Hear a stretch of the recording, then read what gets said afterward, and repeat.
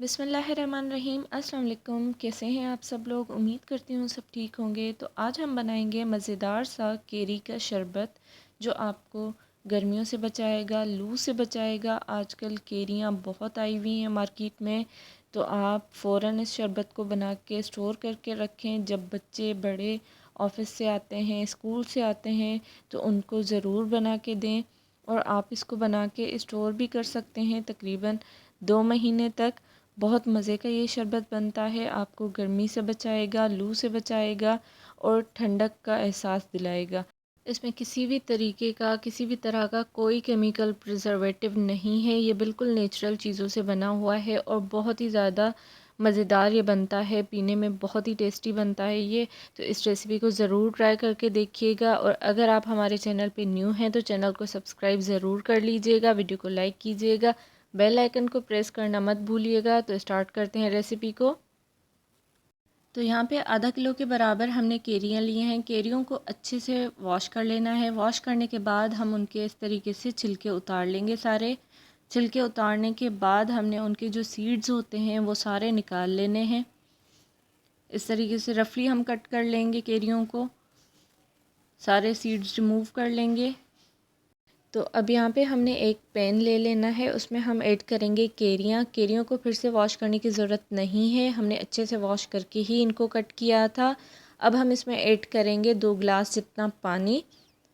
केरियाँ soft हो जाती हैं जल्दी, तो ज़्यादा पानी ऐड करने की ज़रूरत नहीं है। आधा किलो केरियों में सिर्फ 2 गिलास जितना पानी हम ऐड करेंगे। और साथ ही हम इसमें 3 से 4 अदद इलायची के दाने ऐड कर लेंगे। और हम इसमें ऐड करेंगे 2 टीस्पून जितना सौंफ। सौंफ और इलायची से एक तो इस शरबत का टेस्ट बहुत ही ज़बरदस्त आता है, और दूसरा मैदे की गर्मी ख़त्म करने के लिए बेहतरीन है सौंफ और इलायची। तो यहाँ पे हमने सौंफ और इलायची ऐड करने के बाद इसको हाई टू मीडियम फ्लेम पे पकने के लिए रख देना है, तकरीबन 5 से 8 मिनट तक। जब तक ये पानी ड्राई हो जाए तब तक यहाँ पे हम इसका शीरा बना लेते हैं। तो यहाँ पे मैंने 2 गिलास जितना ही पानी लिया है। आधा किलो हमारी केरियाँ थी, तो यहाँ पे आधा किलो ही हम ऐड करेंगे चीनी। आधा किलो चीनी है, कप्स में देखी जाए तो ये 2.5 कप है। अब यहाँ पे जो इसका शीरा बनेगा वो एक तार वाला नहीं बनेगा, हमने सिर्फ चीनी को डिज़ोल्व करने तक इसमें पकाना है इसको। जब चीनी हमारी डिज़ोल्व हो जाएगी तो हमने फ्लेम ऑफ़ कर लेना है, गैस को ऑफ़ कर लेंगे। हमारा शीरा बिल्कुल बनके तैयार होगा, तकरीबन 3 से 4 मिनट ही लगेंगे। तो यहाँ पे देखें चीनी बिल्कुल गल चुकी है। अब यहाँ पे हम इसको फ्लेम ऑफ़ करके रख देंगे साइड पे।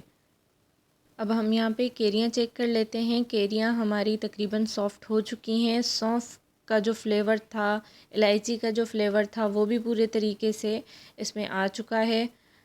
हम बस यहाँ पे इसका पानी ड्राई कर लेंगे और इसको ठंडा होने के लिए रख देंगे, ताकि जब ठंडी हो जाएगी तो हमने क्या करना है, इनको ग्राइंडर जग में डाल के ग्राइंड करके पेस्ट बना लेना है एक स्मूथ सा। इस तरह का हमारा पेस्ट होना चाहिए केरियों का जब हम इनको ग्राइंड करें। बहुत ही सॉफ़्ट हो जाती हैं केरियाँ जल्दी से, तो इनमें पानी ऐड करने की भी ज़रूरत नहीं पड़ेगी आपको। अब यहाँ पे जो हमने शीरा बनाया था उसमें हम ये पूरा मिक्सचर ऐड कर लेंगे, लेकिन हमने क्या करना है, इसको छान के ऐड करना है, क्योंकि हमने जो इसमें साबित इलायची और सौंफ ऐड किए थे, या चाहे आप पाउडर भी ऐड करते हैं सौंफ का बना के, तो वो भी मुंह में आता है तो बच्चे अक्सर नहीं पीते हैं फिर, या इलायची का दाना आ जाए तो बड़े भी नहीं पीते हैं फिर वो चीज़ या शरबत वगैरह। तो इसलिए हम यहाँ पे इसको छान के ही इसमें ऐड करेंगे। तो यहाँ पे देखें छानने से ये फ़ायदा हुआ कि इसमें जो भी केरियों का रेशा वगैरह था वो भी साथ में निकल जाएगा। अब यहाँ पे हम इसमें ऐड करेंगे 1 टीस्पून जितना काला नमक। बहुत आसानी के साथ अवेलेबल होता है, इससे इसका फ्लेवर बहुत ही मज़े का आता है। और हाफ़ टी स्पून जितनी काली मिर्च का पाउडर हम इसमें ऐड करेंगे और इसको अच्छे से मिक्स करेंगे। तकरीबन 5 से 8 मिनट तक हम इसको पका लेंगे। तो अब यहाँ पे तकरीबन 8 मिनट हो चुके हैं। आप किसी भी स्पून पे या किसी भी स्पैचुला पे इस तरीके से लाइन बना के देखेंगे तो ये देखें, ये बिल्कुल थिक सी कंसिस्टेंसी में आ चुका है। लाइन वापस जो है अपनी जगह पे नहीं आ रही है। इसका मतलब अब यहाँ तक हमारी इसकी कंसिस्टेंसी बिल्कुल परफेक्ट है। अब हम इसको रख देंगे ठंडा होने के लिए। अब यहाँ पे तकरीबन 20 से 25 मिनट हो चुके हैं और ये बिल्कुल ठंडा हो चुका है। ठंडा होने के बाद इसकी कंसिस्टेंसी थोड़ी और ज़्यादा थिक हो गई है। अब हम इसमें ऐड करेंगे 1 अदद लेमन का जूस। अगर ये गर्म होता, गर्म में हम लेमन जूस ऐड करेंगे तो वो ख़राब हो जाता या फिर कड़वा हो जाता है। तो इस वजह से ठंडा करके ही हम इसमें ऐड करेंगे लेमन जूस। फिर हम इसको अच्छे से मिक्स कर लेंगे। जब लेमन अच्छे से मिक्स हो जाए इसमें, तो हम क्या करेंगे, इसको किसी भी बोतल में डाल के अच्छे से उसको बंद करके फ्रिज में रख देंगे और इसको 2 महीने तक आसानी के साथ आप इस्तेमाल कर सकते हैं। ये बिल्कुल ख़राब नहीं होगा।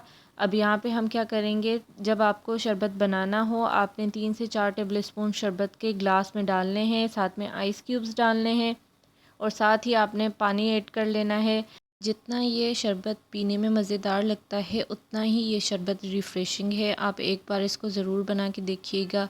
जब भी आप बाहर से आते हैं, गर्मी से आते हैं, तो ये एक गिलास ही आपके लिए इतना रिफ़्रेशिंग रहेगा और ये एक गिलास पीने के बाद ही आपको फ़ील होगा कि वाकई आपने कोई ज़बरदस्त सी चीज़ पी है और आपको वाकई ठंडक का एहसास होगा इसके पीने के बाद। तो अब यहाँ पे हमारा केरी का शरबत बिल्कुल बनके तैयार है। अगर आप चाहते हैं तो आप इसमें तुखम मलंगा यानी बेसिल सीड्स भी ऐड कर सकते हैं। बेसिल सीड्स यानी तुखम मलंगा एसिडिटी को और मैदे की तेज़ाबियत को ख़त्म करता है। पीने में बहुत ही मज़ेदार लगता है। तो यहाँ पे मैंने तकरीबन 2 टेबल स्पून तुखम मलंगा को पानी में भिगो के रखा था 5 मिनट के लिए। जब वो साइज़ से डबल हो गए तो मैंने यहाँ पे 1 टीस्पून जितना हर एक गिलास में ऐड कर लिया। हमारा बहुत ही रिफ़्रेशिंग सा केरी का शरबत बनके तैयार है। आप भी इस रेसिपी को ट्राई ज़रूर करके देखिएगा। बच्चों के लिए, बड़ों के लिए बहुत ही मुफीद है ये शरबत। गर्मी से, लू से, तपिश से आपको ये बचाएगा इंशाल्लाह। तो इस रेसिपी को ज़रूर ट्राई करके देखिएगा। अगर आप मेरे चैनल पे पहली बार आए हैं तो चैनल को सब्सक्राइब ज़रूर कर लीजिएगा, वीडियो को लाइक कीजिएगा, कमेंट करना मत भूलिएगा। तो फिर मिलते हैं अगली किसी और न्यू रेसिपी के साथ। तब तक के लिए अल्लाह हाफ़िज़।